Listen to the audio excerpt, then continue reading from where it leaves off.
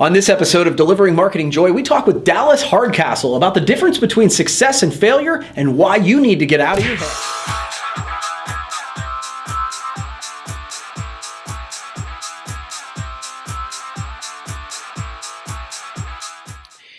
Well, hey there, and welcome to another edition of Delivering Marketing Joy. I am really excited this week to be joined by my good friend Dallas Hardcastle. He is the owner of Integrate Training and Technologies, and he's an all-around fun guy. So thanks a lot for being with us, Dallas. Kirby, thank you very much. I appreciate you extending the invitation to be on the show, and I'm very, very excited. Thank you. Awesome. Absolutely. Now, recently, I follow you on social and your email, and you recently made a pretty big change in your business model. And it's weird because the one that was previous was working. And so that's kind of unique. Why? Why did you do that? Just real simply, Kirby, I was a sales guy, and I moved into becoming an owner of a company largely because I was pretty good at sales and was a sales trainer. And the number one thing that I was doing over the course of the years was I was providing training to people that I wanted to deliver value. And the value that I was delivering, I felt I felt like misaligned a lot of the time when I was working with people, because the thing that matters to me in my life, the thing that matters when I'm working with a client, is that I want to make a shift that changes how their lives are going, how they are feeling, how their business is, how they are in their brains, how they are in their bodies. I want their fitness to be better. I want their travel to be better. I want their hours to be better. I want their stress to be reduced. I want overwhelm to be eliminated. I want all of those things to happen. And as I was spending this time increasing people's sales, they were still stressed. They were still overwhelmed. They were still just unhappy people generally. And it was then I was turning into that person. I was becoming the guy who was running the company, that I was changing people's sales numbers, but I wasn't changing the person. And ultimately, that's the thing that just matters to me, is I want to be able to walk away that the person is better, the person is different, the person is happier, the person is more joyful. That's the change I needed to exact. So we were doing very, very well helping companies with sales. I wanted to help change the entire trajectory of the business. I wanted to change the trajectory of the person.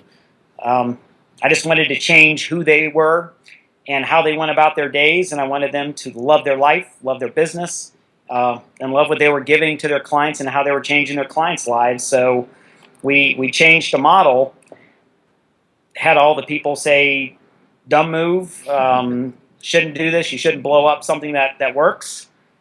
Transition, don't just burn the ships and run away from them. Right. I spent 6 months contemplating it. I spent, unfortunately, what I thought would be an easy decision when it came down to pulling the trigger. A lot of nights getting a little sleepless, because I, of course, started second guessing my own decision. Right. And if anyone's ever done it, it goes from being the easiest thing in philosophically to then practically, what the hell am I doing? Am I really doing this? Am I really going to sink my own ship? But happy to report, as of when we were talking on the phone here, not quite 7 months into the year, and by the end of this month, it looks like we're going to eclipse within the first 7 months of this year what will have been my best 12 months ever in business. Wow, that's awesome. So it's just when you kind of open up those extra doors and you start doing everything that feels right to you, and you're doing it right with others, things just start to change. Yeah, when the whys get aligned, sometimes things get a lot easier. So I'm really glad it's going well. That's awesome, Dallas. And obviously, you work with individuals and you help people grow. If there is one thing, what's the one thing that you can think of that generally holds people back? It is, if it's the one thing, it is whether you give the name mindset or whether you give it confidence. But that's the thing. All of the people that you work with them to every day, the smart, motivated, driven, energetic, folks with all this knowledge and all of this ability to deliver on their promise. They can actually do what they say they can do. Right. They're not portraying some other being than who they really are. They really can do these things. And there is that inside voice that tells them that they're not quite good enough to be able to do this, that they can't do it as big as the big guy does, that they can't compete at this level, that they're going to have to spend too much time spinning their wheels and learning the technology or the marketing or the sales or the processes. They're not networked enough. They don't have enough industry contacts to really be able to move them up into that space. And it's ultimately that you take that person that has all of that stuff, all that noise going on in their heads, and if you can just get that trigger, that thing that's anchored in there that says, I can absolutely do this, and they have that person there that believes in them and gives them just that little bit of information, that little bit of guidance that points them in that direction, they're the people that just run through walls, because it's all in place except for that one last piece, which is that mindset that I can freaking do it. I can change the life. I can do anything I want to do. And now I'm going to go out and I'm going to go do it. Yeah, it's amazing the power of those voices in your head. They can do you harm or do you good, for sure. And maybe this, and so my final question to you, and maybe it overlaps a little bit, but in your experience, what's the biggest difference between those that fail and those that succeed? You know, that as you indicate, the last answer is that piece, but the texture that gets created, though, is the people that I have been exposed to for 15 years now, the ones that are moderately successful to really successful to wildly successful. I have not seen it be any different yet, that the ones that invest into themselves are the ones that go up the highest. And people always like to draw some linear correlation to, I provide coaching and training, so of course that's what the coach and the trainer says. Right.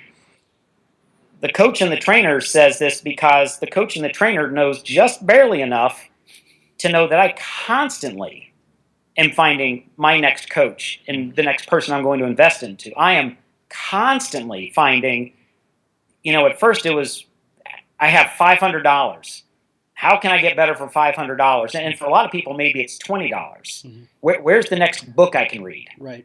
But beyond the next book, that's just information, right? I mean, that provides you information. We need more than just being provided the information. So for me, it was, well, how can I get something that's more interactive, that's teachable to me, that's applicable to my circumstance? So it's the next $500. Then it was the next $2,000 conference and workshop, and then it's the next $5,000 or $10,000 this, and these days I invest well into the mid 5 figures with my own coaches and mentors, because that's how I'm going to grow. I can't get me growing anymore with what I already know. I mean, what I know got me right here, and that's an okay place to be. But this isn't where I want to wake up tomorrow, and it's not where I want to wake up next month or next year.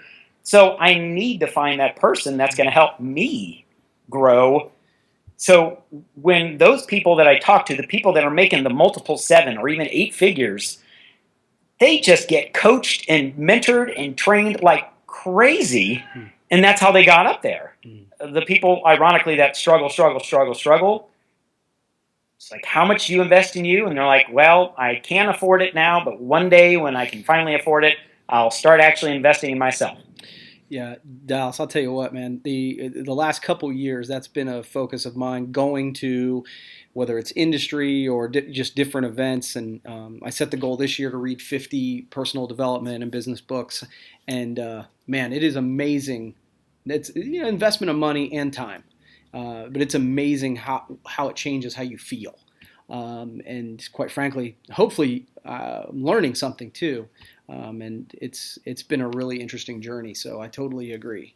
Yeah, I mean, you can't, the investment, you are the most valuable property that you'll ever own in your whole life. So what goes into here, of course, and then also, you can get into the whole physical part.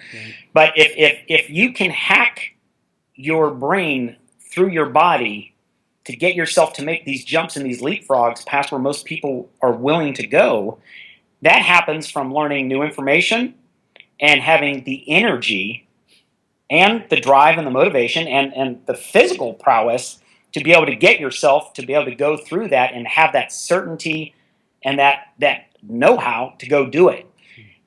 Without that, we sit stagnant. So, if people just, no matter what it is, find the book, the video, gosh, the $100, 2-hour seminar, Right. just anything that just moves them off their current place. And once they start to move off that current place, momentum and inertia start to take over. Right. And then that $100 will turn into the $500, will turn into the $1,000 because they see it work. It's an investment. I have never, ever spent anything on a coach, ever. I don't want anyone to ever spend a penny on getting coaching from me, ever. It's invest $1 in yourself to get $2 or $3 or $4 back. When you do that, it's the easiest decision you'll make all day. Right. No, absolutely. Well, Dallas, I really appreciate you taking the time. You've answered my 3 questions. I give everybody the opportunity to ask me a question. So do you have one queued up for me? I absolutely do, sir. And to me, these are always the defining pieces to where the person in the business is. Mm-hmm. Is going back however many years is that point for you. Mm-hmm. What was the most challenging, lay awake at night, stressful moment in your business that forced you to make a change in how you operated and how you did business? No, it's a great question, Dallas. Probably a year and a half, 2 years ago, we had just, business had been getting, like, from a sales perspective. You talked about that earlier in the interview. The sales was doing this. Unfortunately, costs were also doing this, and sales has always come rather naturally to me. But the finance stuff was not something I studied in college. It just was not. That wasn't the part that I knew as well. And frankly, I had to take some money out of retirement. We threw it back into the business, and that was a real stressful time. And it was the time I was like, okay, I need to get better at that. And so I've invested a lot of time and energy in books and all this stuff. And hopefully I'm coming out on the other side of that. But at the time, boy, you're trying to make sure everybody gets paid. You know how it is when you have a company, you have a family, and you want to make sure that you're taking care of your family. And there was a period there that I didn't feel like I was doing very good. And so that was a time when I really felt like we redoubled our efforts and things are better than they were then. And that is exciting, I guess. Awesome. I mean, they say that the ones that make you swallow hard, mm-hmm. and those are the ones that make you change. Right. And when you change, you get the option now to do it better. And that's what you want, rather than status quo. If there's no change, there's no change. Yeah. Well, Dallas, thank you so much. I sincerely appreciate you taking the time, and hopefully we'll do this again sometime. Okay. Awesome, Kirby. Thank you, man. I appreciate the invitation again. Absolutely. And that wraps up another Delivering Marketing Joy. We will see you next time. Hey, thanks for watching, but wait! Can you do me a favor? Please subscribe to my channel. If you haven't done it already, the way to do it's right over here. And hey, if you want to watch the last episode, check that out over here. Again, before you leave, subscribe!